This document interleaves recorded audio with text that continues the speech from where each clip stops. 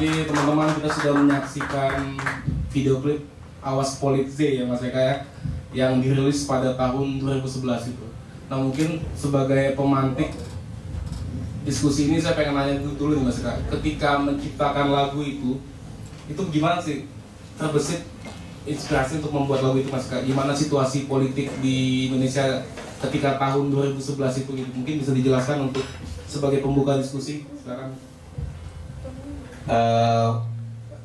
Terima kasih sebelumnya buat Jari dan teman-teman Kontras dan juga Om Kolil dan juga Ojo Kasur dengan kesempatan di sini, dan juga Om Pajak.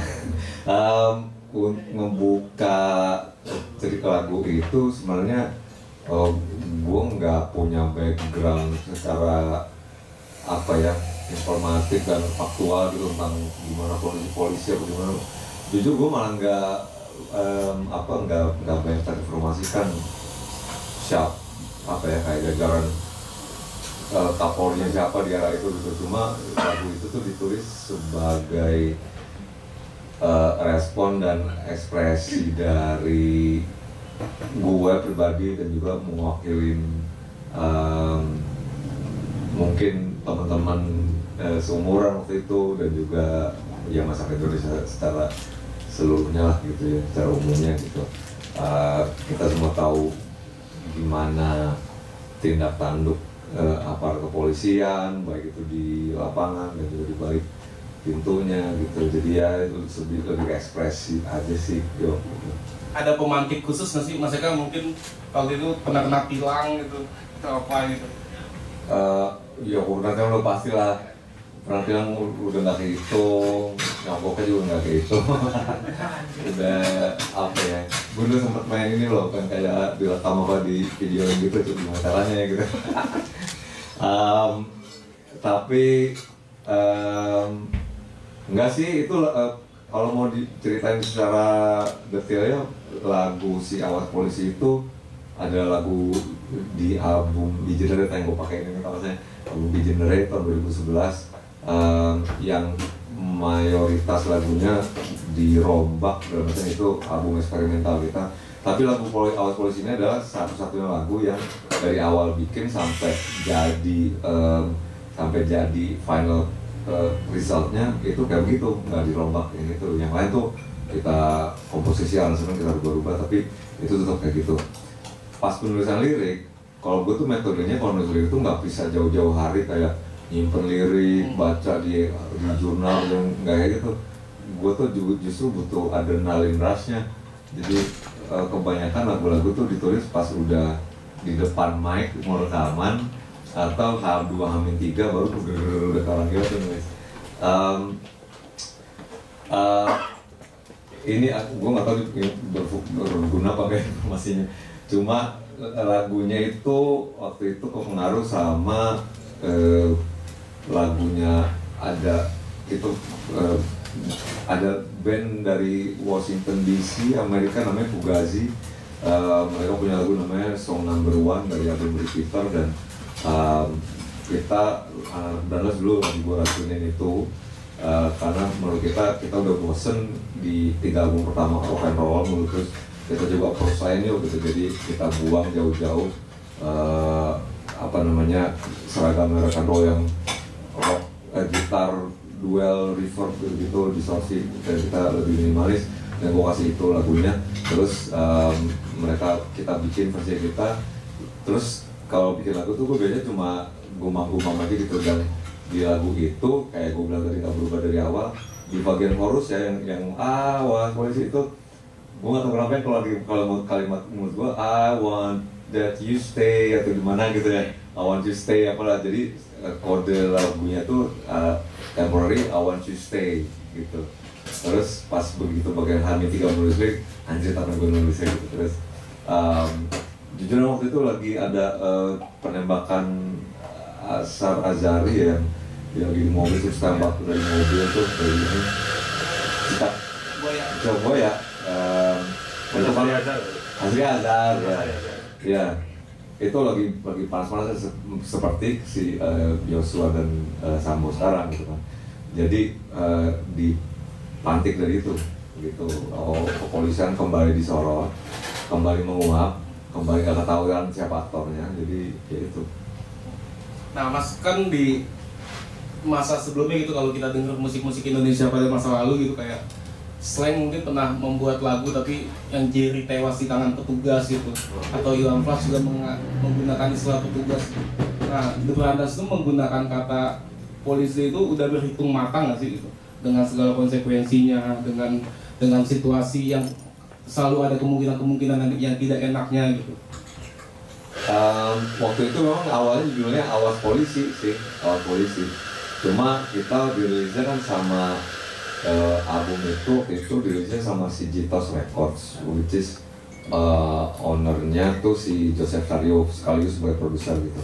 Dia keberatan waktu itu, wah lo Jack yang bener nih katanya, ntar kalau bermasalah lagunya gitu kan, terus diganti deh apa ya gitu kan, mau dicari kalimat lain tapi kayaknya ya udah, dia juga paham gitu, nggak bisa diganti sih gitu, ya gue juga paham gitu, tapi apa ya, akhirnya kita cari gimana kalau misalnya gue bilang gimana kalau misalnya dicari polisi tapi udah bahasa lain gitu, menghindari konotasi Indonesia. Oh boleh tuh gimana, terus lihat tuh kita di Google cari polisi bahasanya apa, misalnya ada sumber pakai polisi ya atau apa gitu, tapi si bahasa Jerman Polizei yang kita pakai akhirnya di situ biar nggak kena itu. Terus juga ada di situ ada lirik tulisan dari jual beli sampai bunuh diri kan tulisannya. Terus ada jual beli sampai jual diri, jual beli sampai jual diri gitu. Tapi itu juga mereka udah ganti sih albumnya karena kalau vulgar gitu. Itu sih kita mau perubahan itu aja. Banyak editannya berarti ya? Ya cuma 2 poin itu aja sih, selebihnya sih nggak diubah-ubah. Nah ini Mas Eka, secara generasinya mungkin Mas Eka lebih tua lah, lebih umurnya di atas kita lah. Nah ketika Mas Eka tumbuh kembang, ketika remaja kan polisi itu masih di bawah Abi dan di fungsi Abi itu. Kan kalau generasi kita tuh emang, hah? Pas kecil. Iya. Nah, yang murah-murah. Nah, itu bisa ngalamin walaupun belum sadar. Bisa kasih bayangan nggak sih ke anak-anak yang sekarang itu gimana sih polisi tahun 90-an gitu? Kalau generasi kita pasti kesel banget polisi sama polisi mah enggak gitu, polisi gitu. Sama aja sih gue bilang.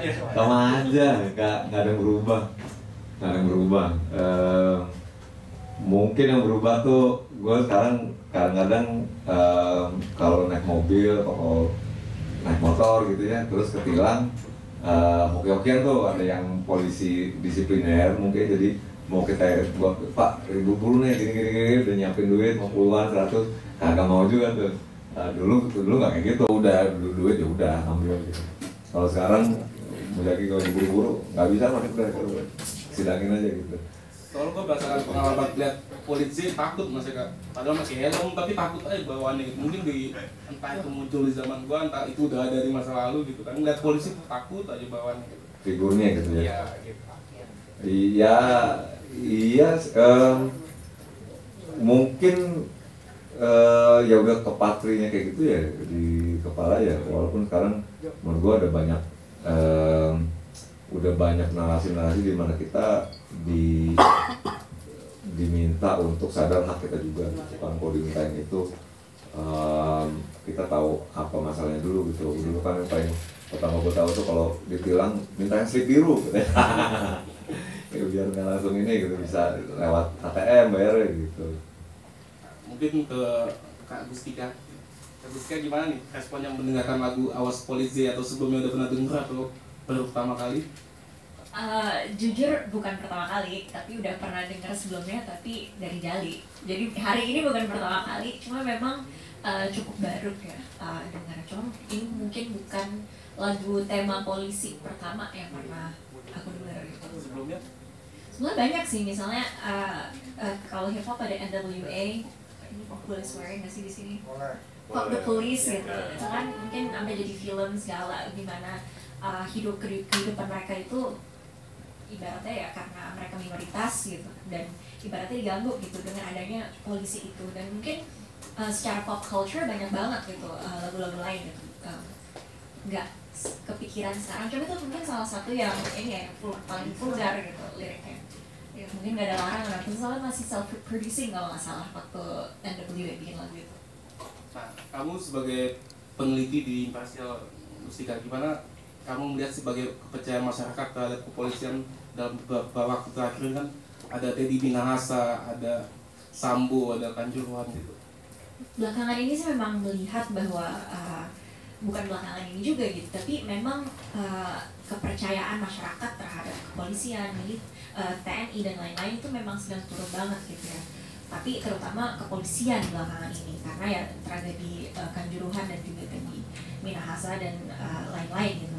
Tapi sayangnya ya mungkin bisa dibilang bahwa sebetulnya itu bukan sebuah hal yang mengagetkan bagi orang yang memang melihat ke situ gitu ya, memang melihat meneliti kepolisian, TNI dan lain-lain itu tabiatnya dari dulu nggak berubah gitu, dan memang dari awal sistemnya itu masih bobrok gitu, masih masih banyak yang perlu dibenahi.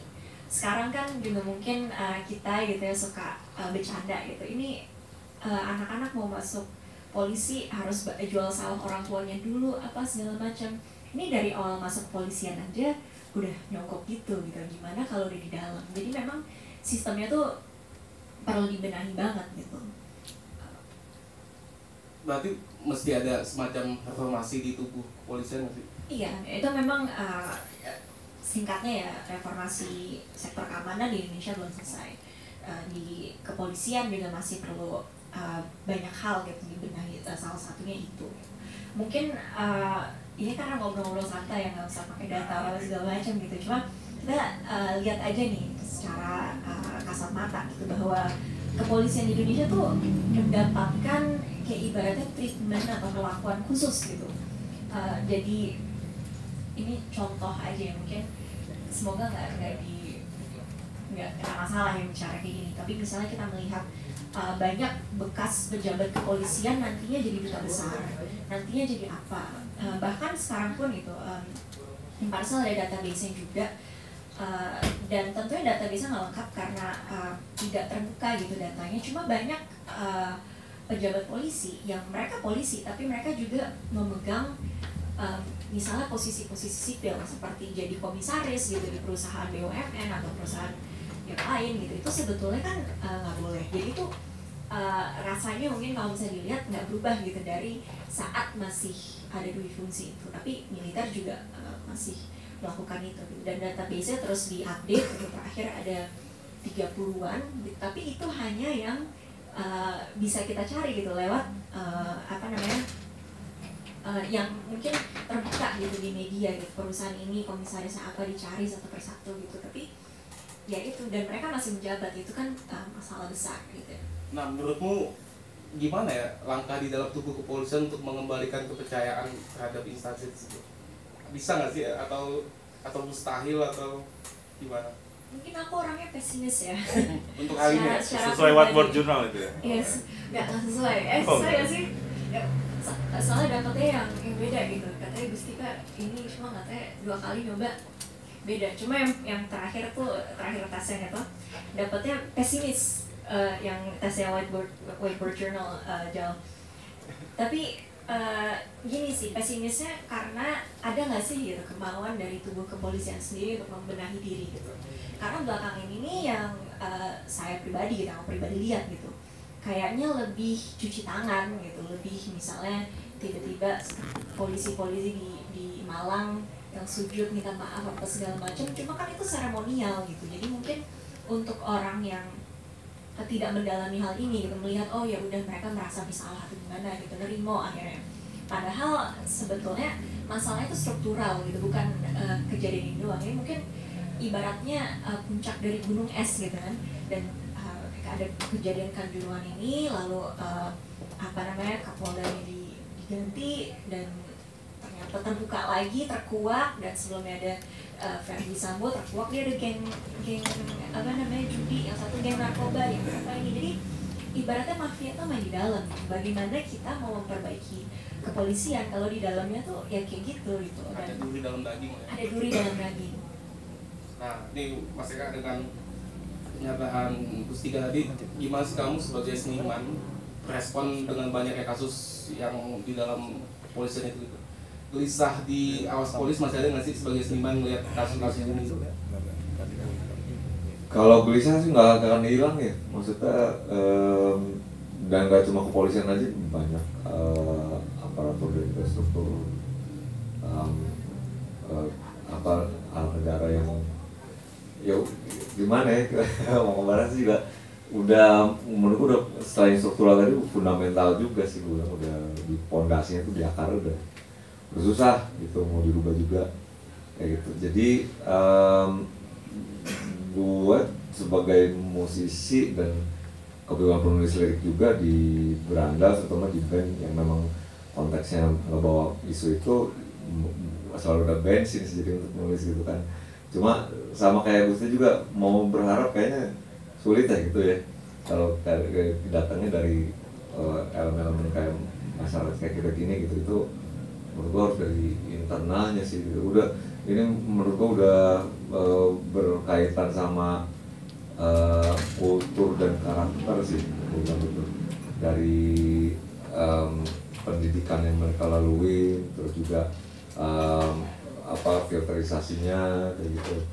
Bukan dididik untuk tugas-tugas mulia gitu dari awalnya kayak gitu. Lu masuk mesti nyogok, dikebukin dulu, terus senioritas. Jadi nilai-nilai yang seharusnya ada itu dari awal udah hilang kayak gitu. Ya udah keluarnya jadi kayak gitu.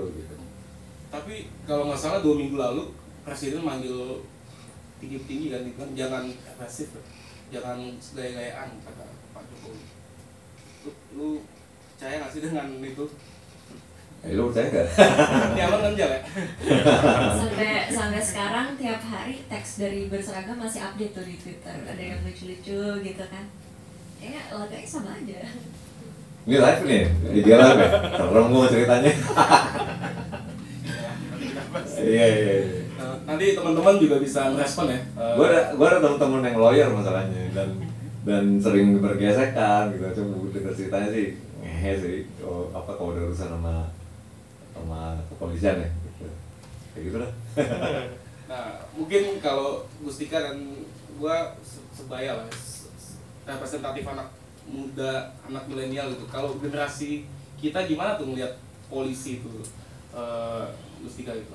Apakah hampir semua teman-teman menyaksikan itu atau gimana? Atau masih ada yang percaya nggak sih ini bahwa saya polisi ini baik gitu? Nah itu kan nggak bisa dipukul rata juga kan. Jadi ya itu yang mungkin kita harus lihat gitu, orang muda tuh bukan homogen.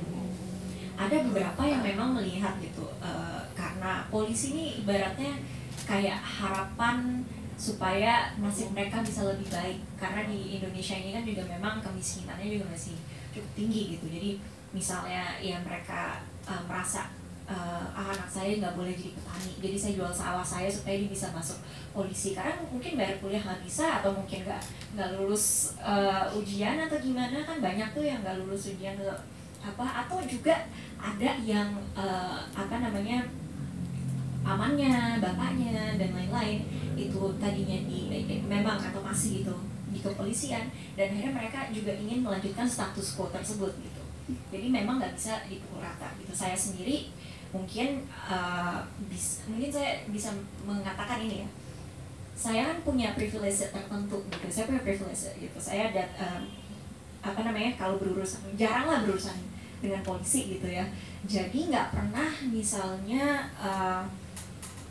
memiliki pengalaman buruk gitu kan, kebetulan nggak nyetir juga, nggak apa gitu, jadi nggak pernah pengalaman buruk yang langsung, cuma cerita-cerita yang kacau itu selalu ada gitu. Tapi mungkin kalau ketemu sama teman-teman yang saya jali siapa, terus cerita waktu itu demo ada salah satu teman kita di depan kantor mana itu ditangkap gitu, terus siapa diapain, itu selalu ada ceritanya, dan bagaimana mereka itu ketika menjalankan pemeriksaan, mereka nggak sesuai prosedur, mereka masih melakukan penyiksaan. Itu salah satu risetnya imparsial juga. Jadi memang mungkin saya bukan korbannya gitu loh istilahnya, tapi bukan berarti saya bisa tutup mata gitu soal hal itu. Dan mungkin di sini juga kita cuma bisa punya kesempatan gitu untuk menyadarkan teman-teman sebenarnya masalahnya itu struktural gitu loh. Jadi bukan masalah oknum atau apa, kan ada istilah yang apa oknum demi oknum lama-lama jadi mabes gitu kan. Mabes oknum ya. Iya, sekarang ya mabes kali 2 gitu, kali 3 gitu ya, semuanya kacau gitu. Jadi itu sih yang sebenarnya sebagai orang muda mungkin kita harus melihat hal itu gitu. Jadi terlepas dari misalnya kita sendiri nggak pernah ketemu gitu sama hal-hal tersebut secara langsung, bukan berarti hal-hal yang nggak enak dengan kepolisian itu tidak terjadi gitu. Dan sekarang tentunya itu lebih meng-highlight lagi kan kejadiannya apa gitu sebetulnya. Masih ada tambahan mungkin berangkat dari lagu, balik lagi ke Awas Polisi tadi kan, apa sih yang kamu harapkan itu ketika teman-teman mendengar lagumu itu apakah itu lagu itu mencerminkan keadaan? Kan ada beberapa musisi itu yang menggambarkan keadaan itu lewat lagu, atau kamu cuma semata-mata itu cuma ingin menyampaikan kegelisahan aja di lagu itu? Kalau mau jujur sih lewat konteks lagu itu nyampe kegelisahan aja kayak gitu, karena gue sadar porsi gue lah sebagai warga negara biasa lah gitu kan, regular citizen, mau bersuara lantang nanti ada resikonya gitu, ada impactnya gitu. Jadi kita beropini, tapi juga ada misi juga buat nyadarin pendengarnya, beranda terutama gitu kan, untuk dengerin lagunya, terus ngeproses, terus biar lebih sadar diri. Sebenarnya ekspresi Awas Polisi itu ditujukan buat kayak misal kita sebagai pelanggar hukum kayak apa polisi kayak gitu, jadi lebih nyadarin ke mereka gitu, jangan sampai melanggar, makanya gitu. Lebih ke situ sih, nggak terlalu teknikal atau apa berat atau gimana informasinya gitu. Nah tapi menarik juga nih Mas Eka, kan itu Awas Polisi itu agak slogan gitu kan. Maksudku pernah nggak kepikiran misalkan menggunakan kalimat yang lebih halus, mungkin kalau Morfem punya pilih damai atau bersidang gitu, lo emang ataukah dari awal emang aku pengen tegas ini nih judul lagunya nih gitu? Emang udah kayak gitu sih, karena kayak gue bilang tadi dari permainan kata-katanya, dari yang gue bilang tadi Ibuan I want you to stay, terus kayak enaknya Awas Polisi nih gitu. Terus terjadilah lirik itu dan base dari judul itu baru gue rangkai story-nya, narasinya tentang apa gitu kan, base dari pengalaman dan juga pengalaman ya, gue yakin dari teman-teman dan masyarakat juga gitu, ditumpahin lagu itu. Jadi memang harus kayak begitu judulnya, nggak bisa apa gue kayak gue bilang tadi ya, sama si melalui diskusi sama si label juga kayak mereka juga ngerti, gue ngerti mesti ini, nggak bisa yang lain lagi nih judulnya gitu, tapi kita jangan segamblang itulah gitu, harus hati-hati juga sih gitu. Masuk ada pemilihan lirik ini ya, melindungi dan melayani ya. Iya. Siapa yang kita nggak tahu juga kan. Iya itu. Itu pakai slogan kita pakai juga. Nah mungkin teman-teman bisa menanggapi atau ingin bertanya, silakan. Mungkin Mas Jali dulu, silakan Mas. Ya. Thank you. Tapi sebelumnya mungkin bisa ditampilkan juga kali. Jadi ini kenapa akhirnya kita milih untuk bahas Awas Polisi, karena memang ya ini satu hal, tapi satu hal lain mungkin bisa geser lagi. Kok dapet lo kan jauh banget. Iya tuh 2011 tuh, itu linknya dari Rolling Stone udah diganti sama situs lain, sayang banget tuh. Ini kemarin salah satu triggernya karena The Brandals, Mas Eka dan kawan-kawan dan juga Hindia itu mendedikasikan lah ya istilahnya gitu lagu Awas Polisi itu untuk bahas soal tragedi Kanjuruhan. Jadi kita banyak juga yang appreciate gitu teman-teman Aremania dan sebagainya yang memang perlu terus disuarakan soal usut tuntas dan sebagainya, yang memang ini aja klub-klub bola juga belum banyak yang bergerak buat ngomongin KLB dan sebagainya untuk ganti kepengurusan PSSI yang seorang Menko Polhukam aja kayak nggak punya kuasa apa-apa gitu, bilang ini cuma tanggung jawab moral dan sebagainya gitu. Kacau banget lah, ditambah juga emang FIFA-nya juga dablek banget ya kan. Jadi penting gitu untuk terus disuarain bareng-bareng. Nah paling kalau buat pertanyaan, ini kan Mas Eka sama Gustika sama-sama pernah di luar negeri nih. Ya kan, Mas Eka di Australia dulu kuliah, Gus Dika juga kuliah di Inggris, walaupun sama-sama negara persemakmuran gitu, mungkin bisa di komparasi gitu kelakuan polisi yang lo lihat di Australia sama di Inggris sama di Indonesia gitu. Mungkin yang lebih menarik ini di atas gue kecil di Kolombia. Nah lebih- itu juga, wah menarik lo sebenarnya. kena Escobar gitu. Terus paling satu lagi Mas Eka, kalau soal The Brandals dan Awas Polisi, beberapa kali gue nonton The Brandals, Awas Polisi ini selalu jadi lagu terakhir di setlist lo ya. Itu apa pertimbangan lo sama teman-teman The Brandals milih lagu itu jadi paling terakhir, karena paling populer kan kalau dilihat dari DSP, Spotify dan sebagainya pasti lagu Luna ya, yang 24 jam lewat dan sebagainya gitu. Pasti kan kayaknya kalau pertimbangan popularitas pasti orang-orang nunggunya itu jadi momen terakhir gitu. Tapi kenapa lo bikin itu jadi set terakhir? Bahkan banyak gimmick-gimmick juga yang seru biasanya pas Awas Polisi itu, ada flare dan sebagainya, kayak di gambar berikutnya juga kayaknya ada nih. Nah ini flare merah kan kayaknya khas banget di panggung Brandals dan kayaknya di lagu Awas Polisi ya. Gitu dulu paling sih Mas. Terima kasih. Terima kasih Mas Jali. Intinya Mas Jali itu pengen tahu gimana kelakuan polisi di negara lain lah itu. Apakah itu gitu. Pernah dikerjain juga nggak? Bagian dulu deh, Mbak. Iya, Mbak. Di Inggris gimana tuh? Gue sih gak pernah dikerjain ya, tapi yang menarik kayaknya di setiap negara itu ada panggilan yang apa sih istilahnya, Template. bukan template, cuma kayak buat ngejek polisi gitu loh, karena saking reseknya mereka di setiap negara. Jadi misalnya kayak ada, kalau bahasa Inggris kan bisa pigs gitu, babi, terus kalau Perancis tuh ada les flics, terus ada apa lagi gitu, kurang sih kosakata gue, cuma intinya tuh isinya tuh ya istilah yang derogatif ya, istilahnya derogat ya itulah derogatif untuk Kalau di Indonesia apa? Warang coklat itu. warang coklat, polkis, terus Rekap, ada silop rekap. gitu, pasti ada Angok. lagi gitu.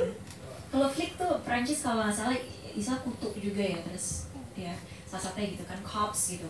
Cops nggak tahu sih, itu kayaknya lebih netral. Cuma intinya selalu ada panggilan yang kayak ginian lah gitu buat polisi. Jadi memang brutalitas aparat tuh bukan masalah di Indonesia aja gitu. Jadi itu juga sebenarnya menjadi pertanyaan gue aja yang komen lo soal FIFA. Kenapa ini nggak jadi sorotan internasional juga gitu? Karena brutalitas aparat tuh Wataknya sama. wataknya di mana sama gitu sih. FIFA datang ke sini malah main bola sama ketua PSSI itu enggak, jadi kayak males gitu nonton World Cup bulan depan, cuma yaudah lah ya gitu. Dan mungkin yang cerita yang paling menarik ini sih waktu di Kolombia pas masih kecil ya, walaupun enggak gue sendiri yang mengalami, tapi kepolisian di Kolombia itu sangat korup intinya. Itu untuk bilang korup aja tuh kayak terlalu baik gitu, karena parah banget sih waktu itu. Ada suatu masa kayak waktu jadi gue tuh tinggal di sana 98 2000 98 2000 sampai 2000. Terus KBRI itu pernah dirampok pakai bazooka. Kerjasamanya sama polisi lokal sana gitu. Jadi kejadiannya adalah tiba-tiba pagi-pagi gitu. Orang belum pada. Iya, jadi ayah kebetulan di Kementerian Luar Negeri, jadi hidup cukup pindah-pindah gitu. Dan waktu kecil itu ayah masih di rumah atau gimana, tapi pagi-pagi itu ada yang datang ke KBRI, dia bawa bazooka gitu, cuma ada satpam atau gimana, tapi intinya tuh kerjasama sama kepolisian gitu untuk ngerampok. Akhirnya pindah lokasi sih, cuma itu mungkin kejadian yang langsung tidak langsung sih. Ini gue suka ceritain ke orang, ada cerita yang kayak mind blowing juga gitu, KBRI bisa dirampok karena saat itu kita memang lagi krismon, gak ada yang jaga gitu, gak bisa terlalu afford satpam atau itu. Jadi itu sih salah satunya. Dan mungkin pengalaman lain gitu, jadi inget waktu jadi salah satu pekerjaan pertama gue itu jadi ini mbak di security room kalau di konser di GBK. Jadi nerjemahin waktu itu sama salah satu, waktu sebetulnya sama Live Nation waktu itu. pas konser Bon Jovi, dan itu memang polisi tuh minta seat khusus gitu di dalam control room dan lain-lain gitu, dan nyebelin sih gitu. Tapi mau nggak mau kan harus diakomodir. Makanya sebagai orang yang juga pernah jadi mbak kerja di stadion gitu ya, ngurusin security, ngelihat Kanjuruhan tuh kayak gatel banget gitu. Dan itu sih mungkin pengalaman langsung dengan kepolisian. Jadi intinya di mana-mana brengsek. Cuma Indonesia kayak lebih parah sih untuk saat ini ya. Kalau di Inggris sama Kolombia polisi jadi idaman mertua nggak ya? Kalau di kampung gua idaman mertua kan. Iya. Kalau wartawan sama polisi pasti Saingan, bilang polisi saingan. wartawan masa depannya nggak jelas nih sejak kala media katanya. Kalau polisi kan kayaknya ada rasa aman nih anak gue. Kalau di kampung gua masih kayak gitu tuh. Nah itu kan masalahnya, jadi kayak dari awal kayak oh iya udah nyogok, udah jelas gitu kan kadernya kemana, jadi selalu ada pegangannya lah gitu. Tapi kemarin tuh sempat ngobrol sama nyokap, kebetulan gue cerita juga sama Jali waktu itu pacaran sama anak polisi 7 tahun gitu. Terus nyokap gue bilang kayak untung kamu udah gak sama dia lagi ya, soalnya sebaik-baiknya polisi pasti pernah ini deh terpressure gitu loh, karena sistemnya udah kayak gitu. Dan untungnya bukan idaman mertua selalu dari ini ya, tapi Ada peluang tuh yo. tapi apa namanya, mungkin kayaknya nggak ada sih yang maksudnya di luar tuh kayak idaman mertua tuh gimana ya, tergantung ya mungkin negara, tapi dari negara yang gue sendiri pernah tinggal tuh kayak nggak ada yang kayak gitu banget. Kayaknya tuh kalau misal lihat medsos aja gitu ya kan, yang biasanya suka pressuring anak-anaknya tuh orang Asia ya, kayak sekarang kan baru ada Perdana Menteri Inggris keturunan India, terus kayak itu saudara kamu udah jadi Perdana Menteri, kamu apaan gitu, kayak gitu loh. Itu kan selalu munculnya tuh kayak Asian jokes gitu ya. Jadi nggak tahu, mungkin kita bisa tanya yang pernah tinggal di negara Asia tertentu gitu, kebetulan ya di Indonesia doang sih, sama Di Korea. India mungkin polisi joget-joget. Ya mungkin itu bisa kita tanya gitu teman-teman yang dari India gitu ya. Makasih Mas Ika, mungkin Mas Ika gimana tuh Jali hanya gimana polisi di Australia dulu? Ya, kebetulan saya dulu lama tinggal di luar ya, tapi gara-gara gerimis saya masuk lagi ke dalam rumah. Jokes bawa. Ya umur ya, gue dulu di Australia kuliah di sana, dan bersinggungan beberapa kali sama polisi Australia. Gue nggak tahu gue mesti ceritain apa enggak dan harus bangga apa enggak nih ya. Jadi begini, gue dulu dikirim ke Australia sama orang tua gue, dan jujur gue nggak, maksudnya gue diharapkan untuk mandiri di sana lah. Maksud gue bukan yang tipe dikirimin uang orang tua, jadi bapak gue kuliah lo sana terus cari duit sendiri gitu.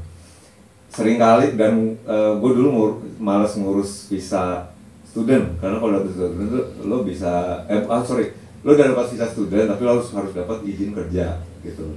Ngurusnya itu susah dan jauh tempatnya, jadi gue males tuh. Jadi gue nyari kerjaan yang cash in hand sebut aja, dia langsung kerja ya, itu kasar semua, dari restoran, cuci piring gitu ya.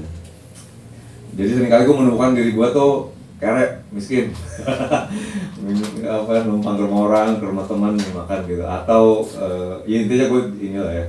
Dan ini makanya gue mau cerita cuma ini, dan gue sering nyolong supermarket. Sering nyolong makanan. Ada kalau di sana ada chain chain supermarket namanya Coles. Jadi banyak di sini kayak ini, kemungkinan kayak apa ya, kayak Giant apa gimana gitu. Gua dulu masuk situ nyolongin kayak apa tuh? Oh, Bukan Nino kok. Gue nyolongin kayak udah macam-macam deh. Jadi gue tipenya begini, gue tuh kan kemana-mana pakai sepeda ya, terus gue pakai helm, terus gue pakai glove sarung tangan. Jadi gue kalau ngambil dari beras sampai apaan, makanya gue taruh di helm, gue tutup pakai sarung tangannya. Jadi kalau lewat kasir tuh nggak ketahuan gitu. Dan di sana gampang banget kalau mau nyolong-nyolong apaan dari supermarket gitu ya. Belum ada CCTV ya? Belum ada. Ada mungkin ya. Ada. Karena akhirnya gue pernah ketangkep. Dan begonya lagi bukan ngambil makan, tapi gue ngambil, gue sering nyolongin mobil Hot Wheels juga tuh, mobil naik cash. Jadi gue buka dulu, terus gue ambil, gue masukin sarung tangan gue, terus taruh, nggak ketahuan deh gitu. Ketahuan waktu itu, gue kena sial deh. Terus dibawa lah gitu, jadi didiemin, gue sengaja bayar bla bla bla. Pas gue keluar gitu, udah ditemuin sama 2 security set, making kamu jadi office mate gitu. Terus gue main gitu, terus diputar tuh dia, tuh lo kata anjir, gue bilang kena kan ya udah, terus gue duduk, coba keluarin barangnya, terus gue di-search segala macam lah gitu kan.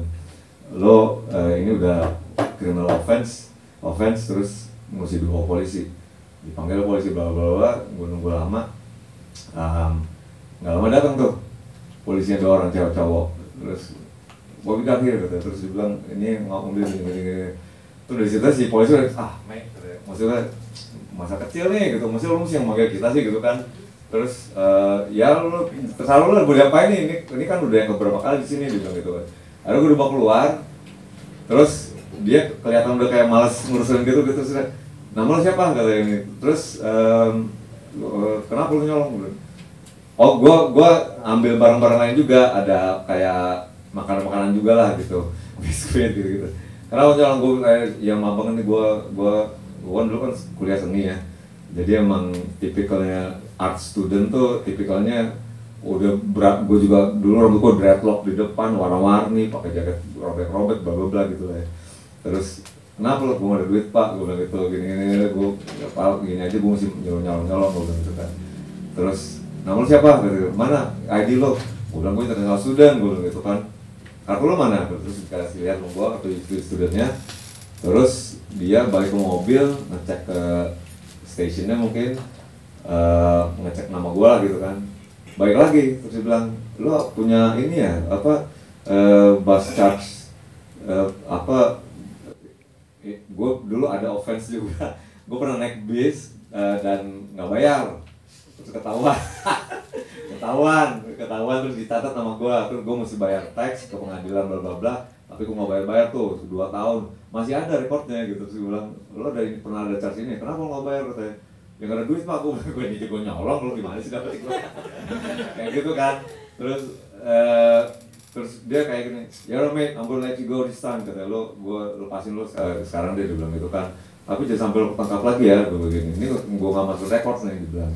Kalau masuk report 2 kali lo kok bisa deportasi bla bla bla kan, dia bilang gitu. Iya oke pak, terus yang ini lagi gue dulu pakai pin ini terus ada gue pakai pinnya Andy Warhol, dia ngomongin Warhol dia bilang gitu ya. Terus dia bilang sempat dia ngomongin I think he's a sham, dia bilang. Sham itu artinya tukang tipu, gue bilang oh hang on a minute, terus kita jadi ngomong tentang art di situ. Gue berdebat tentang gobel yang di Warhol, dia bilang dia ini gitu. Terus pas begitu cabut, gue baru menyadarin itu experience gue sama polisi Australia yang jauh dari polisi apa yang akan gue laluin kalau misalnya gue kerjanya di Indonesia gitu. Beda banget kan, kayak gitu. Terus gue juga dulu sempat ikut organisasi di Australia, itu ada aktivis-aktivis lingkungannya. Mereka biasa bikin party jalanan namanya Reclaim the Street, RTS disebutnya, setahun 2 kali. Jadi mereka bikin party dadakan, jeger di kota tanpa ngomongin ke siapa-siapa. Udah, gua bikin rave tengah jalan, polisi kelabakan tuh gitu. Gue selalu jadi panitia di situ, bantuin, karena kan gue di kampus seni lah ya, terus anak-anak seni itu biasanya kaitannya sama aktivis dekat lah gitu. Nah, gue selalu jadi panitia gitu. Dan nggak pernah kita ngalamin kekerasan sama polisi kayak gitu. Gas air mata gitu. Kagak ada. Lu bayangin kalau bikin kayak begitu di sini kayak gimana ceritanya coba. Di Bundaran HI lu bikin party rave di situ tiba-tiba. Kalau nggak diceburin dibantai lo kan gitu kan. Polisi kan enggak. Jadi terus kita selalu bikin dulu dari SMS aja. RTS bulan ini kumpul di mana, terus kita yang biasa kan datang tuh. Jadi itu klaim kembali dari kayak publik, rakyat yang ngeklaim area publik lah. Jadi kita jalan kaki, naik sepeda, jadi diberhentiin lah traffic atau segala macam gitu. Dan biasanya pakai SMS doang, ntar baru kita, oh berarti hari ini jam segini kita ketemu di town hall misalnya. Dari situ ntar jalan kaki, itu ribuan orang yang ikutnya gitu ya, itu udah aneh-aneh, maksudnya punker, seniman, musisi gitu, anak muda. Udah tuh jalan tuh, udah kayak demo, di mana itu kita party di situ. Ya udah, itu polisi nemenin kita aja, ada pakai kuda, ada yang ini kayak gitu. Sebenarnya kita mabok, minum, segala macam. Kayak gitu jadinya. Itu yang gue alamin sih kalau di Australia ya, bedanya. Dan memang kalau menurut kalau nggak salah, kepolisian Australia itu salah satu dari institusi yang kepolisian terbaik di dunia. Setelah Jepang, setelah Inggris juga masalah, Kanada gitu. Jadi itu sih. Berarti waktu ketangkep nggak ada kayak sentuhan atau nggak ada sama sekali.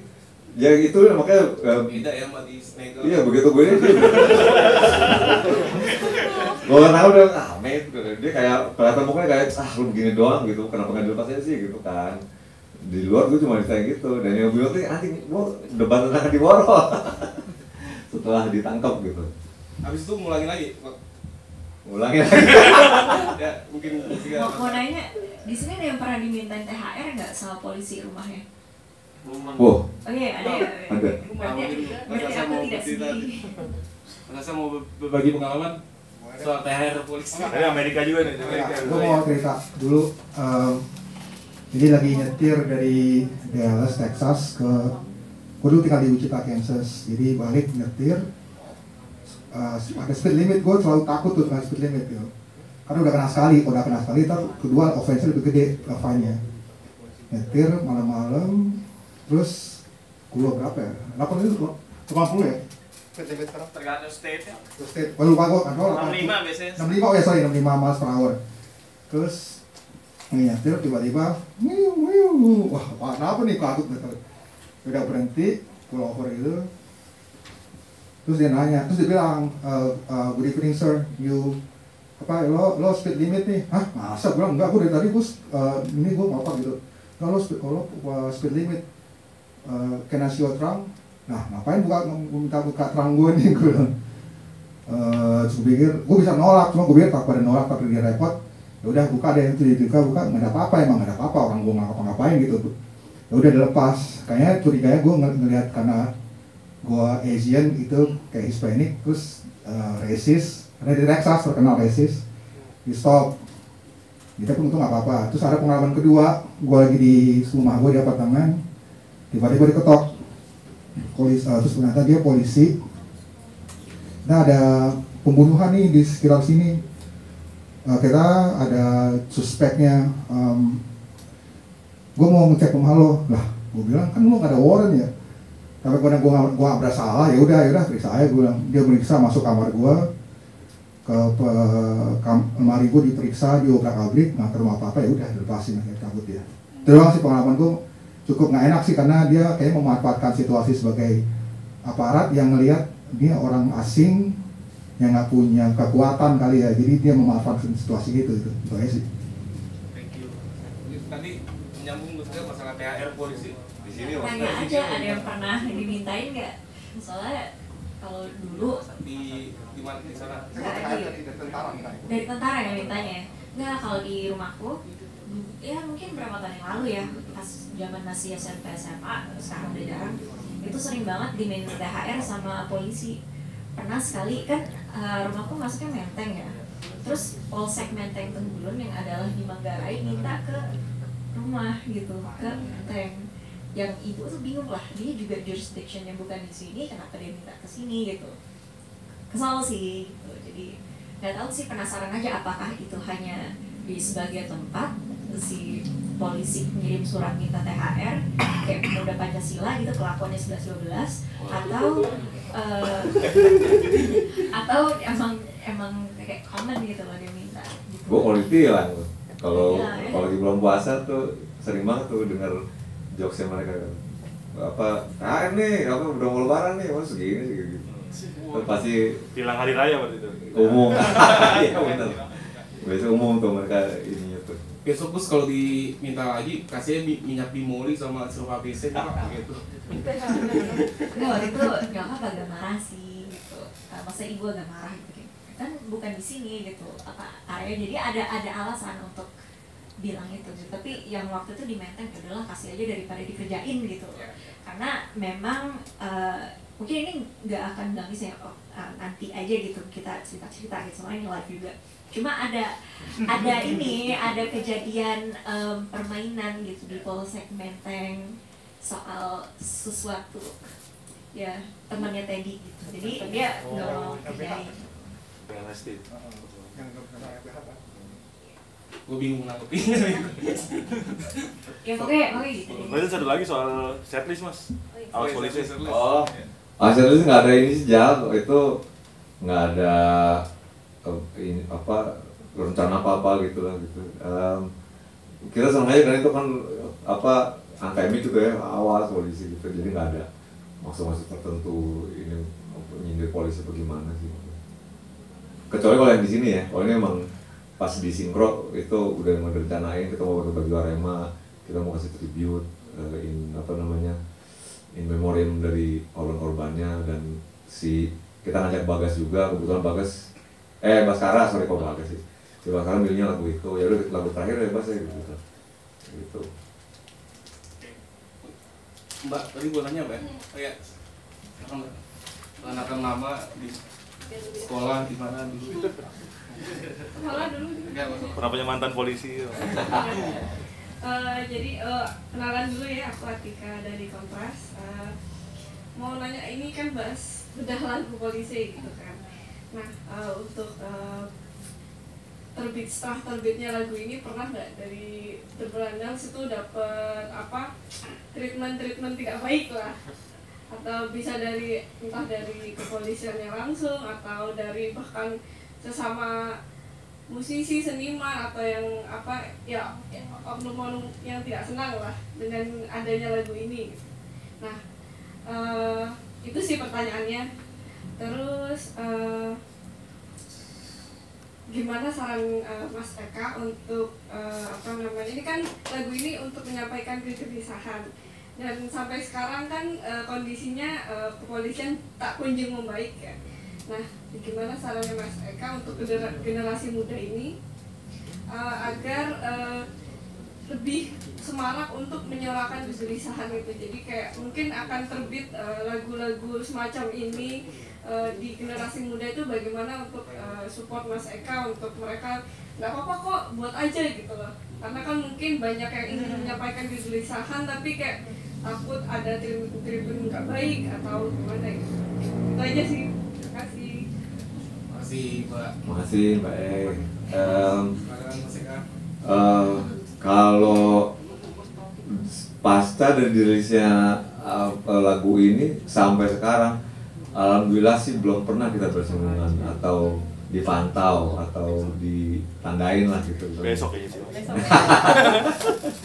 Alhamdulillah jangan sampai belum menjalik lah, jangan sampai bersinggungan karena itu jadi momok banget tuh. Jadi yang jadi itu kan kita aja sebagai orang tuh yang terpatri di kepala kita, jangan sampai urusan sama polisi kayak gitu, apapun itu urusannya gitu. Karena kenapa? Kalau udah itu bukan image polisi yang tertera di kepala itu bukan solutif gitu, tapi ngasih masalah ke kita gitu. Plus duit lagi, itu kan asosiasinya kan kalau ke sebut nama polisi itu duit yang begitu kapan yang paling dekat gitu. Jadi mudah-mudahan sih jangan sampai kayak gitu. Terus juga kita baru rilis album Merah Agresor kemarin yang memang diagendakan lebih keras lagi, dan mudah-mudahan juga jangan sampai gitu kan. Dan ini pun berkaitan dengan yang pertanyaan berikut, which is apa yang diharapin gitu. Ya tulis lebih banyak lagi lagu yang menyoroti nggak cuma polisi tapi apapun itu, ketimpangan atau ketidakadilan apapun itu elemennya gitu. Malah menurut gua kita kekurangan lagu tentang yang memprotes polisi, menurut gua jarang ya di Indonesia tuh. Kalau cari apa lagunya gitu kan, dilarang di Bandung ya, dilarang di Bandung iya, terus gue dulu ada band rotor Fluid Phobia tuh tentang polisi, terus Morfem juga kayak gitu kan. Banyak mungkin di ranah punk rock dan metal mungkin ya yang itu, cuma yang mencuat dan konteksnya jadi di highlight tuh jarang banget dan kurang banyak menurut gua kayak gitu. Yang ya kalau yang udah nama-nama legendaris One Pass selain itu sudah udah obvious lah ya, cuma yang dari anak muda nih menurut gua yang patut di highlight Fish mungkin yang cukup berani menurut gua dari kemarin, cuma yang mudah-mudahan justru kekurangan menurut gua dan harusnya lebih banyak lagi. Tapi Indonesia juga harus pintar dalam artian jangan sampai keblinger nanti dari ininya kita jadi senjata makan tuan gitu. Kayak kemarin kita udah beres bikin lirik, bikin album berkonsep seperti itu, ya nyawa lawyer mau nggak mau. Jadi gue semua materi gue kasih ke dia, lirik gue gimana nih, cover album kayak gimana nih gitu, konsepnya gimana nih gitu. Ya pokoknya diteliti sama dia, terus di run through di scanning lirik kayak ini jangan nih, ya ini ganti ini kayak gitu. Cover juga kalau ada yang tahu cover albumnya kan ada si tengkorak Elvis, icon kita tuh berdiri di depan gedung yang pada udah hancur, nunjukin simbolisme ke apa namanya, ada ya? Nunjukin ke apa rusaknya kepercayaan rakyat ke institusi paling besar di Indonesia. Itu tuh ya. Tadinya tuh gedungnya mau kebakaran juga, dibakar, udah megang molotov dibakar lagi, kata wani jangan nih, kata lo kenal lo kalau begini, kata kalau lo menyeratkan untuk ngebakar gedung PR, jangan deh mendingan gitu. Ya, ada kita take out. Jadi harus pintar juga nyiasatinnya gitu. Mau protes, mau apa beropini, mau bersuara, tapi juga harus tahu limit dan hukumnya gitu. Ada strategi mungkin dalam itu ya? Iya, dan iya, ada rajin baca aja gitu, baca UU-nya, undang-undangnya gitu. Ya, mungkin teman-teman lain ada yang ingin menanggapi atau bertanya dengan dua pembicara kita di depan. Mas, silakan Mas. Sampai nggak siapa ya? Maju aja. Maju aja Mas.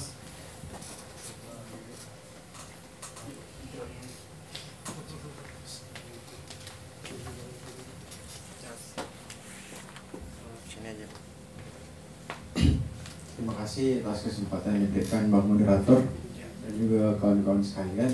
Perkenalkan, nama saya Saul Sangaji dari Universitas Pamulang, asal dari Maluku.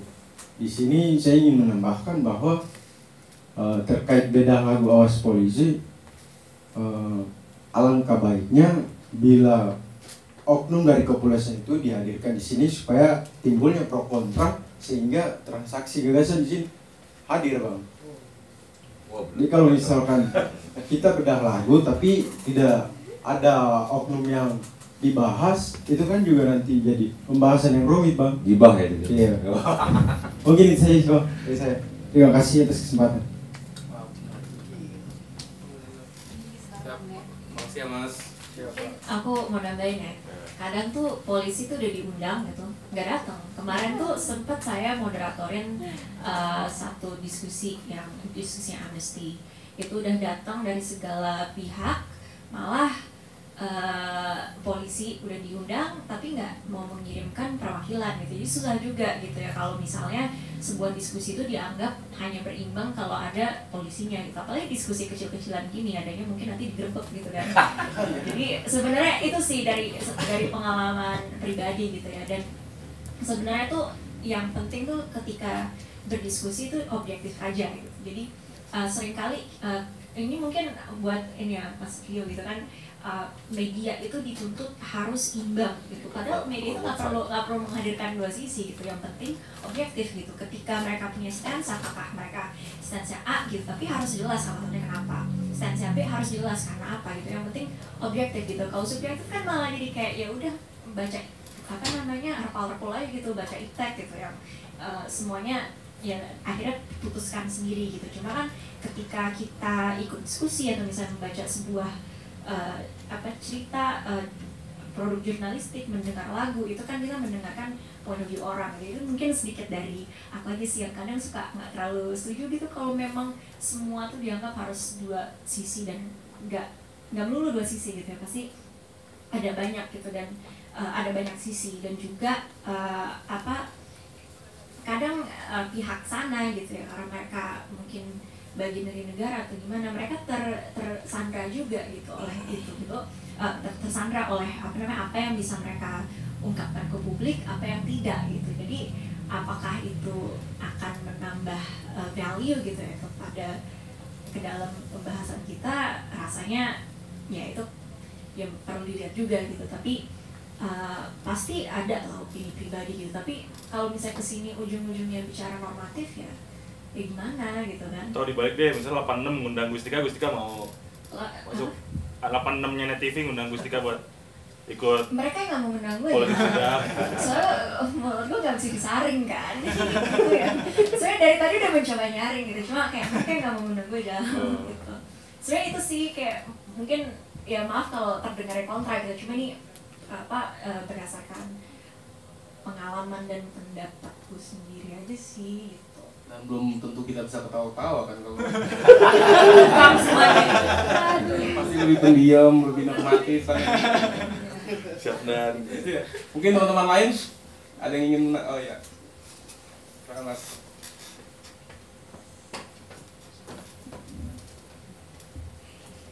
Terima kasih kesempatannya, moderator dan teman-teman sekalian. Saya Raihan dari UIN Jakarta. Pertanyaannya sih berangkat dari keresahan personal banget sebenarnya. Dan saya mungkin akan menggunakan kata ganti kita, tapi sebenarnya ini merujuknya ke orang-orang di lingkungan saya personal, kayak keluarga atau teman-teman. Dan saya rasa saya ini nyebutnya kita tuh sering kali jadi juru selamat aparat. Karena kalau pendek ingatan saya dari reformasi di korupsi misalnya, kita tuh nyelamatin aparat dengan mengamini kalau emang ada anarko yang menunggangi peserta aksi gitu. Pas omnibus gitu, kita nyelamatin aparat dengan ngaminin, iya emang demonya anarkis kan bakar halte gitu. Kemarin di Kanjuruhan kita nyelamatin aparat lagi gitu, saya rasanya dengan bilang, bagian salah supporter, ngapain masuk ke dalam stadion, ke lapangan. Yang mau jadi pertanyaan tuh, kenapa kita tuh sering kali jadi juru selamat aparat, padahal tadi kan terkait pernyataan Mas Eka tuh, kalau ya polisi dari dulu, dari zaman masih gabung sama ABRI juga udah kayak gitu wataknya. Sebenarnya pertanyaannya sih itu aja. Terima kasih. Ada pemakluman gitu Mas. Gimana tuh? Untuk dalam kasus-kasus tertentu kita selalu memaklumi gitu. Kita berpikirnya tuh bingung. Gua jujur juga dari yang paling simpel sih dari komen-komen di Instagram ya gitu. Jadi kita kan nge-post terus ada orang-orang komen lah gitu. Dari mayoritas yang sebenarnya pro ke konteks kalau kita membela korban di Kanjuruhan terutamanya. Ada tuh 1-2 tuh yang ngomong kayak tapi yang ributnya siapa dulu kan penonton gitu. Terus satu juga yang polisi kalau nggak diprovokasi juga nggak bakal kayak begitu gitu kan. Itu memang pasti ada suara kayak gitu ya, dan gue itu motivasinya gue juga nggak tahu persepsi dari mana. Kembali mungkin power dari kata kita juga tadi semua beropini kan boleh aja gitu ya, nggak perlu dihadirkan kedua sisinya. Cuma kalau kita tahu kebenaran di mana sih, menurut gue yang versi benernya yang mana gitu ya, disuarakan terus aja sih. Jadi nggak mungkin kok nggak mau tutup lah gitu. Apa sih ada nanti kayak counter counter opini kan sekarang kayak gitu ya, pertempuran di sosial media. Iya. Pertempuran di sosial media kan gitu, wacananya tuh kalau dibikin pasti ntar tiba-tiba ada gelombang opini counternya, nggak tahu siapa yang bikin untuk seolah-olah ada yang ngebelainnya gitu. Tapi pada akhirnya sih ntar pasti kelihatan juga yang benar yang mana gitu. Itu nggak gitu? Iya. Tapi ini mungkin nambahin dikit ya. Ini mungkin hanya tebakan liar gitu ibaratnya. Tapi gimana pun juga kita itu bisa dikatakan masih butuh polisi, tapi mungkin bukan polisi yang sekarang gitu bentuknya, tapi kita butuh law and order gitu istilahnya. Dan kepolisian ini kan law enforcement gitu. Dan mungkin banyak dari netizen kita atau siapa gitu yang melihat, oh mereka kan hanya menjalankan tugasnya, jadi sebatas melihat di permukaan itu saja gitu. Tapi ketika kita menggali lagi gitu, misalnya soal tragedi Kanjuruhan, ternyata ada salah prosedur gitu kan. Itu gas air mata sudah dilarang FIFA gitu misalnya. Apakah ada semacam briefing gitu sebelumnya soal bagaimana penanganan crowd di dalam stadion gitu. Setidaknya kalau dari Live Nation ada waktu itu, walaupun saya hanya mbak-mbak di belakang layar ngitungin ada kejadian apa gitu. Tapi ini yang mungkin kayak kurang training juga. Makanya kan banyak kalau orang yang jadi polisi rajin-rajin baca, kalau nanti kalau udah gede jadi polisi ya kan bego gitu kan. Jadi ibaratnya tuh kayak robot gitu. Kita banyak orang melihat polisi ini gitu, tapi ya itu karena kita melihat ada kebutuhan law enforcement tersebut gitu, kita nggak mau melihat yang lebih dari itu gitu. Kita mungkin mereka yang berkomentar seperti itu mungkin nggak tahu gitu sebenarnya prosedurnya itu gimana aja, apa segala macam. Karena nggak sedikit juga gitu setelah waktu ini muncul gitu. Kebetulan saya suka bola, tapi saya juga suka K-pop gitu. Biasanya kan anak-anak bola sama anak K-pop tuh berantem gitu ya. Nah, banyak sama beberapa teman-teman yang K-popers gitu, kayak makanya biasanya anak-anak K-pop yang dibilang gila, K-popers yang dibilang gila, obsesif apa segala macam. Ini kok crowdnya fansnya masuk ke dalam lapangan. Nah, setelah terbuka tuh terkuak gitu sebenarnya kejadiannya seperti apa, mereka masuk ke lapangan itu sebenarnya hal yang normal gitu ya. Dulu pas tinggal di Prancis juga nonton bola derby-nya Lyon sama Saint-Denis Saint-Étienne sama Saint-Étienne hidup-hidup aja gitu. Mereka masuk ribut bawa flare iya gitu. Jadi itu kan sesuatu yang sebetulnya sudah harus bisa diantisipasi gitu. Jadi mungkin ini yang mengetahui hal ini hanya fans bola doang gitu ya. Terus nanti yang K-popers waktu itu ya pas baru muncul nggak melihat fakta ini, tapi banyak akhirnya yang berubah gitu opininya gitu, kayak oh ternyata salah ya, ternyata polisi salah prosedur ya. Jadi memang ketika orang bereaksi pertama kali itu pasti ada feeling gitu, ada terbawa perasaan dulu gitu. Terlepas dari itu hal kecil hal besar gitu, misalnya kesandung gitu pasti bawaannya kesel dulu, padahal cuma kesandung doang gitu. Jadi ini hal kecil terjadi sama kita, apalagi hal kayak gini orang yang tidak tahu menahu gitu, mungkin dengan kesotoyan netizen Indonesia yang sangat tidak pleasant gitu kan, sampai dapat predikat netizen paling bangsat waktu itu ya, mungkin ngomong dulu gitu baru melihat fakta. Jadi akan terus seperti itu, apalagi polisi kan rajin banget ya cari muka gitu, yang dari yang malang pada sujud semua, tapi di dalamnya juga masih ancur-ancuran. Jadi ya masyarakat yang memang nggak harus sih menggali hal-hal seperti ini tuh, mungkin mereka juga keseharian ada kesibukan lain gitu, tapi jadi termakan gitu narasi yang ini yang yang kita jadi juru selamat ini ya, mereka oh ya emang rakyatnya yang salah gitu ibaratnya. Jadi mungkin ini menarik juga sih kalau bisa diteliti lebih lanjut gitu, dan sebenarnya solusinya apa, gimana, kenapa gitu ya, itu tebakan liar. Cuma solusinya apa ya nggak tahu juga gitu, karena pasti approval rating tuh naik turun ya biasanya. Ya. Oke, satu pertanyaan terakhir sebelum ditutup nih, masih ada nggak? Ya, siap. Sama ini Gus, tolong teliti kenapa polisi tidur namanya polisi ya? Mereka nyusahin. Gue bingung responnya. Ada tebak-tebakan itu. Gue juga lupa dah. Kemarin ngehe tuh, kenapa nama polisi itu? Kan kata yang paling baik cuma ini doang kan, polisi, tahu. Sini nggak bisa jauh. Malam, kalau saya hari mau nanya sama Bang Eka. Tadi kan ngomongin soal untuk band yang sekarang supaya bisa lebih banyak lagi bikin lagu tentang kritik gitu. Tapi mau nanya sih sebenarnya masa depan lagu kritik kira-kira bakal bisa lebih cerah lagi nggak sih? Maksudnya kan sekarang ini ya Bang Eka kan bikin yang kayak Berandal Awas Polisi gitu kan. Terus kan dulu sebenarnya ya kayak seringnya juga udah pernah bikin Rencana gitu, dan walaupun Rencana sering ganggu kalau misalnya mereka lagi main.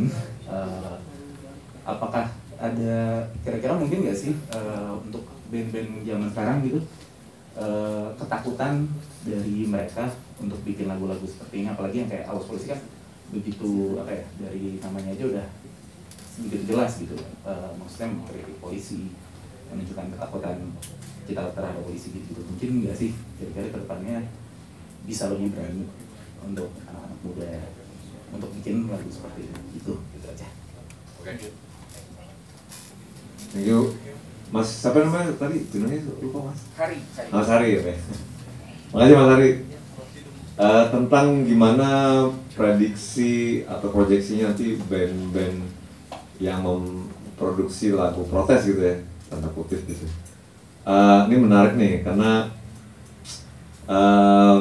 kalau gue boleh cerita dikit, album Era Agresor aja yang baru dirilis Desember 2021 kemarin sama The Brandas, itu aja menurut gua responnya bisa dibilang flop. Nggak banyak yang ngerespon album kita kayak gitu. Indikatornya dari mana? Lo bisa hitung dari puluhan festival yang berlangsung sekarang, ujung-ujung berapa kali Brandas main? Lo lihat? Nggak ada. Palingnya kita gambar sih Kornas karena kita kalau pada David Arto sama denalin karena kita ada panitia orang dalam. Terus sama apa lagi? Nggak ada, kita nggak ada yang. Dan gue punya beberapa temen dari orang-orang rokok sponsor, kebanyakan pada ngomong album lo kayak gitu sih sekarang, kayak gitu. Serem gue mengundang gitu. jadi emang iklimnya lagi, gue nggak tahu apakah pernah iklim musik Indonesia itu memberi ruang untuk band-band berpolitik keras. Gue nggak tahu tuh, tapi kayaknya akan beresiko ya, itu satu pasti beresiko ya, dan konsumsinya pasti minim, itu udah pasti itu karena nggak banyak yang pengen dijejelin kayak gitu ya. Tapi diperluin sih kalau menurut gua kayak gitu. Itu berbalik ke nurani lo aja sebagai musisi nanti ya, lo kalau emang menurut lo perlu untuk jujur ya bikin aja sih, gue bilang. Karena kita juga bikin kayak gitu, kita nggak mikir bakalan pengen laku apa pengen gede apa gimana, ya gue bikin apa yang gue bisa keluarin, keluarin kayak gitu. Jadi konteksnya memang kalau untuk berkarya bikin aja, gue bilang jangan takut ya, kayak bilang tapi hati-hati ya bikinnya. Tapi kalau misalnya lu nanyain proyeksi nanti bakalan kayak gimana, musik kayak gitu nggak pernah laku sih menurut gue, kayak gitu. Jarang untuk masalah ya terutama ya, untuk untuk luas gitu diterima, untuk konsumsi luas itu sulit sih kayak gitu, dan nggak banyak direspon resikonya kayak gitu. Contoh lagi kayak misalnya taruh siapa ya, kayak Ucok, Homicide gitu. Ya kita udah tahu repertoarnya di album kan, bikin kuping panas dulu. Kalau orang pemerintah, orang otoritas sih pasti panas tuh, dan sampai sekarang mereka belum ke jerat hukum, itu buat gue 2 jempol banget. Waktu itu mereka masih aja kayak gitu. Dan Ucok sekarang ngumpulin teman-teman Homicide lagi dan berkarya lagi di bawah nama Bars of Death. Kalau gue gak tau lu pernah denger album apa enggak, itu kan keren banget ya. Tapi respon dan apresiasi dari komunitas musik Indonesia minim banget sih menurut gue. Padahal lirik Ucok udah tau lah ya, lu kalau lu penikmat musik kan tajam selalu gitu. Walaupun musik Bars of Death sekarang lebih groove, lebih funk gitu ya, tapi tetap nggak menurut gue nggak dapat respon atau nggak dapat highlight yang semestinya kayak gitu. Jadi kalau mau bikin aja sih menurut gue. Tapi kalau lu nanya ke gue akan ada masa depannya kayak gitu, ya gue nggak bisa jawab.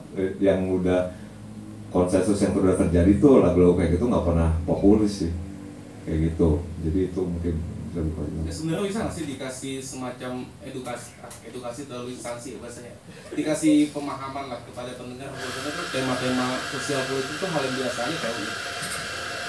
kepada pendengar, bukan hal-hal yang jelimet, hal-hal yang jauh gitu, apalagi isu-isu yang dekat dengan kita loh. Ya pertama kalau ngasih tahu sih ngasih tahu aja, kita juga kalau tiap manggung selalu mensosialisasikan message-nya. Cuma sekarang audiensnya mau denger apa enggak gitu dulu, kayak gitu. Mungkin kalau menurut gua yang ngedengerin pun ada prioritas-prioritas lain ya dalam hidupnya.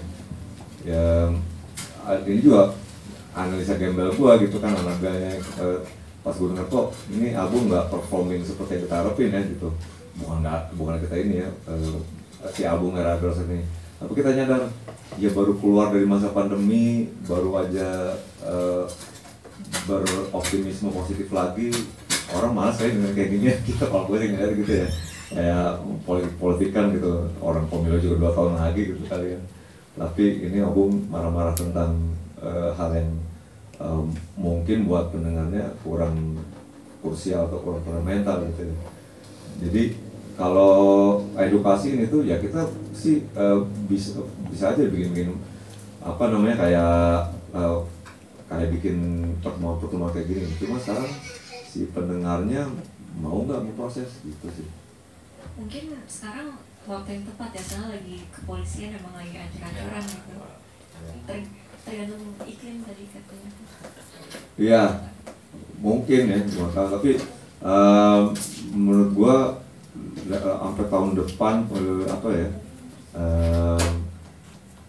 iklim musik. Tapi kalau misalnya dari ini gitu, dari industri musik nih, kalau mulai dari ini sekarang sih lagi waktunya milking the cow, kayak lagi cashing in nih, buat pelaku besarnya gitu. Makanya jor-joran dulu minggu ke minggu ada festival gitu. Dan yang diambil bandnya itu aja yang memang menarik crowd besar gitu. Jadi ruang untuk menciptakan narasi hal-hal kayak politik sosial atau yang seperti itu lagi nggak terlalu dilirik sih menurut gue. Mungkin pertanyaan penutup nih buat Gustika dan Mas Eka. Tadi Gustika sudah menyinggung kan bahwasanya emang agak pesimis lah. Tapi supaya diskusi ini terkesan serius nih, ada ujungnya nih gitu. Ada nggak sih kemungkinan ini masih bisa kok diperbaiki gitu kalau menurut Gustika ya? Oh ya, tentu ya saya orangnya emang pesimis karena melihat gitu. Ini gitu. Tapi bukan berarti nggak ada kemungkinan untuk diperbaiki gitu ya. Misalnya setiap hari gitu Gali, Jane dan kawan-kawan itu kan juga memonitor gitu ya, apa sih sebenarnya yang terjadi dengan negara gitu. Ini imparsial juga meneliti tentang ini gitu. Ini kan sebenarnya bukti-buktinya udah ada. Jadi ini sebenarnya up to the next the next president, leader atau apa untuk memang ada will-nya untuk membereskan, membenahi sistem yang udah carut marut ini gitu. Dan ya jangan dikasih special treatment lagi lah gitu. Ibaratnya kayaknya tuh jadi polisi tuh apa gimana. Harusnya kan ya, tadi udah disinggung ya Mas Eka mengayomi dan kayak public service itu harus ada. Tapi apakah ini ya kita masih bisa memperbaiki? Iya gitu. Tapi memang butuh niat, waktu dan juga kalau misalnya minjam istilahnya Jokowi yang periode pertama, revolusi mental yang janjinya dulu sampai sekarang nggak dijalani gitu ya, masih aja gitu sama kayak rasanya gitu. Jadi bukan berarti nggak bisa banget asal ada will-nya gitu. Misalnya kita melihat juga tadi seperti singgung kepolisian juga katanya salah satu yang paling trusted juga gitu ya. Tapi dulu kan zaman tahun 60-an 70-an itu Sex Pistols aja kan juga menyinggung polisi terus gitu. Tapi kenapa sekarang bisa ada trust gitu? Mungkin sesuatu yang menarik gitu untuk ditilik juga. Jadi ya aku memang orangnya pesimis gitu. Cuma adalah kalau misalnya ya nggak sekarang, cuma mungkin nanti gitu dengan seiring berjalannya waktu yakin bisa perbaiki sistemnya. Syaratnya Mas Eka dong di Akpol Mas nanti. Oh iya. Bosan ngapain? Sosialisasi lagu ini nanti. Tapi Akpol juga terlalu ini jadi curhat lagi. Tapi Akpol terlalu militaristik gitu ya. Kalau misalnya bandingin kayak Police Academy di Amerika atau di mana, ini tuh kayak beda banget. Jadi ke Police Academy memang diajarkan untuk law enforcement. Kalau itu diajarin di tentara gitu, jadi sesuatu yang membingungkan gitu. Bahkan ini jadi curhat lagi gitu. Tapi kalau di beberapa negara itu polisi kan nggak selalu megang senjata. Di sini bahkan kayak megang senjata tuh nggak ada akuntabilitasnya. Jadi kan bikin kayak bingung juga. Dan seandainya itu aja aturannya kan nggak ada, setidaknya itu aja di enforce. Mungkin kejadian tembak menembak tuh nggak ada gitu. Atau misalnya ada orang ditembak kakinya hanya karena dia nyolong mangga gitu, nggak ada. Dan itu kejadian belum pernah dengar. Nanti cerita lain. Sama ini, sama satpamnya pakai baju coklat tuh, kadang kaget juga. Oh, polisi lagi nih, polisi. Ternyata satpam. Ya, Mas Eka, masih ada nggak optimisme bahwasanya hari tubuh kepolisian akan menjadi kita bayangkan dan kita idam-idamkan, Mas Eka, sebagai penutup? Sulit tapi ada. Ada lah, maka apa sih nggak bisa gitu kan? Minta tolonglah sama Allah Subhanahu Wa Taala yang membalikkan hati. Bisa, apa sih nggak bisa gitu kan, cuma caranya itu mau mulai dari mananya gitu, gue juga nggak bisa jawabnya sih. Kalau menurut gue bisa cuma caranya gue nggak tahu itu udah part of the bigger game, itu udah apa skema yang maha besar di atas sana lah. Kita sebagai warga negara ya ini jangan berhenti bersuara aja begitu. Nah, terima kasih teman-teman. Terima kasih Mas Eka, Gustika sudah datang ke diskusi bedah lagu Awas Polisi. Terima kasih juga buat kios-kios yang sudah menyediakan waktu dan tempat untuk diskusi yang penuh makna ini, Mas. Teman-teman juga udah hadir meluangkan waktu, terima kasih banyak. Gue pikir bakal sepi, lumayan ya, alhamdulillah. Sampai jumpa di diskusi apa? Sampai jumpa besok. Oh iya, sampai jumpa besok, teman-teman jangan lupa datang ke Kamisan. Ya. Besok jam 3 sampai jam 7 akan ada penampilan dari Brandas dan Topan Tornado. Oke. Teman-teman sampai jumpa besok jam 3. Hidup korban. Jangan diam. Oh, jangan diam. Jangan magang. Terima kasih teman-teman, sampai jumpa lagi di lain kesempatan.